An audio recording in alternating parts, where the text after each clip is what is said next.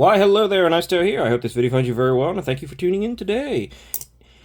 What are we looking at? We're looking at the Kizer Sheepdog C01C 2.9 D2 with a crossbar lock. And I say all that because there are so many variants of this thing out there, and for good reason. The Sheepdog models are popular. They have been since the original, which this is, I believe, pretty much one of the earliest ones. But they might need to figure out a way to differentiate the naming conventions a little bit more. This is the summary. I have done a full review. The full review will be linked in the description, but the summary is meant to be here as sort of a quick, more approachable, short video with a little bit of an update as to the knife, considering I'm doing this well after I've done the review. As always, if you like what you see, consider liking and subscribing and help me on my way to 1,000 subs. That'd be great, and I'd appreciate it. And hopefully, you enjoy what you see.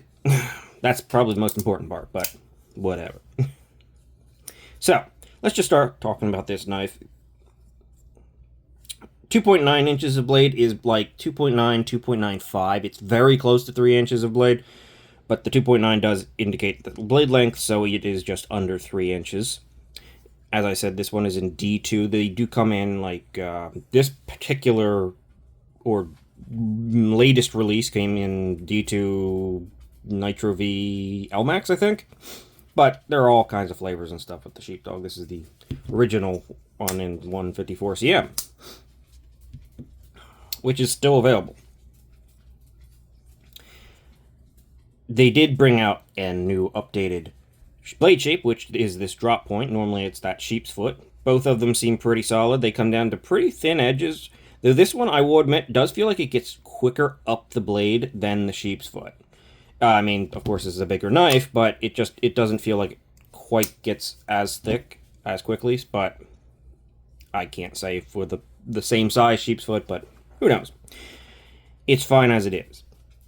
The jimping is on here. It does nothing at all. It is texture, barely. It is thumb stud actuation, which they work just fine. They're well placed. They're out of the cutting path. Solid there.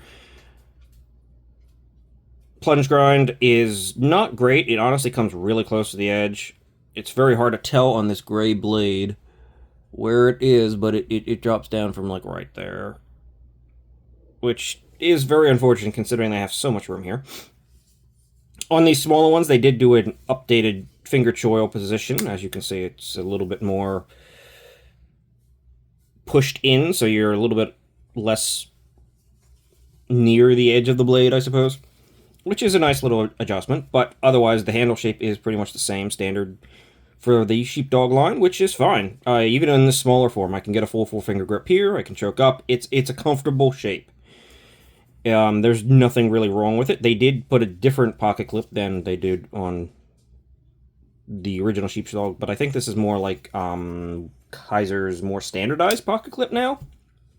And it's fine. It has a little bit much flat on the end out there, if you can see that, for my taste. But it works just fine. It's inset.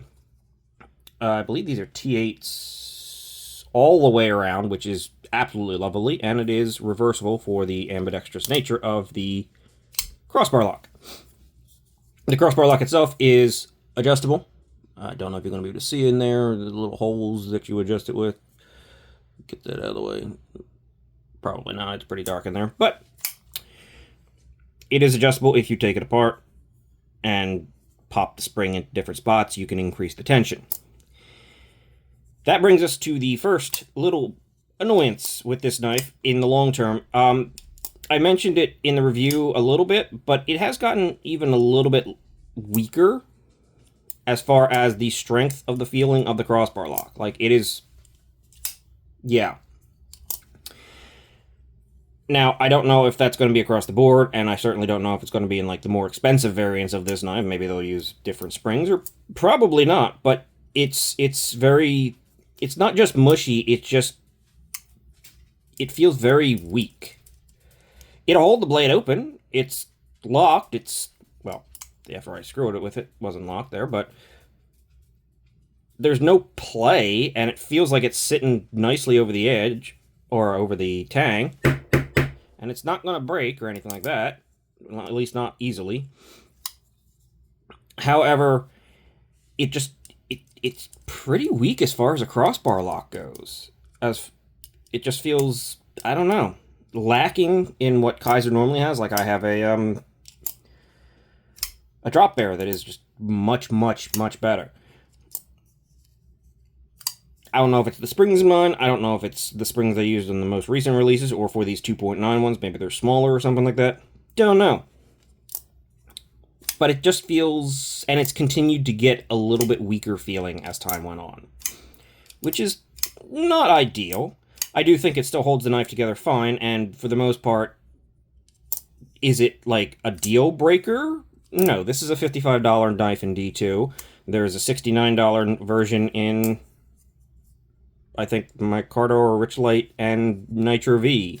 And then, of course, there's the LMAX ones over a bit over $100. But, and also, there's a button-operated liner lock, top liner lock version of this knife as well, which I probably would go with if I were to get another one or something like that. There is a button-operated liner lock, so maybe stick with that. These springs just feel underwhelming, and which is a bit of a surprise and worth mentioning, purely because Kizer is usually so good with their crossbar locks. But it is on bearings. It is pretty smooth. Full steel liners. Super lightweight. I think it's slightly less than an ounce an inch. So, like, good ratio. By that, I mean, for 2.9 inches of blade, I think it's under 2.9 ounces. Just barely, but I think it is. And it's balanced in a way that it feels really light in the hand. Like, it feels like it's almost even lighter than that. It's very barely there. There's a lot to love here. And if you're looking for a small knife, yeah, there's no reason I can say not to recommend it. I'm just not sure if you can't find even better for that, you know, $55, really. Even $45. You can probably find very competitive knives from other companies that don't feel any worse than this one. But it does have that sheepdog design. It does look a little different than just your standard knives. It has its own personality, kind of. I found that to be the case with the original sheepdog as well. There's just something about the way they're done. They have a personality. So I can't blame you if you want to check one out. I will link it down in the description, right below the full review. But it's a fine knife. It's nothing amazing. The biggest thing is I really wish they made a bigger version. All of the ones coming out now are these 2.9s. I don't know why Kizer, and a lot of what Kizer is putting out right now is like 3-inch or sub, or just barely over. Put out some sub. I mean, they do have a few bigger ones. They do. I just haven't checked them out. But the sheepdogs have always been a bit nicer when they're bigger, in my opinion. I just like this more. So I'm just not 100% sure why they decided to put out all of the new models of Kizer in this 2.9 configuration and not bump it up to the 3.3 or whatever. Is what it is. That's all I really have to say about the knife. It's a solid knife. You're not going to be upset about it. But if you're expecting Kizer's top of the line, like, amazing crossbar lock action that they usually have, you may not be getting it on this one. Can't say for certain. I've only have one example. Other than that, yeah, it's a fine, recommendable knife. I just don't know if it's the most competitive knife for the price point, given what else is out there. The top liner lock is a little more interesting. So that's all I have to say. I thank you very much for watching. Have a great day. I'm sure another video is popping up on the screen. If you want to check out something else on the channel, that'd be great. Otherwise, see you later.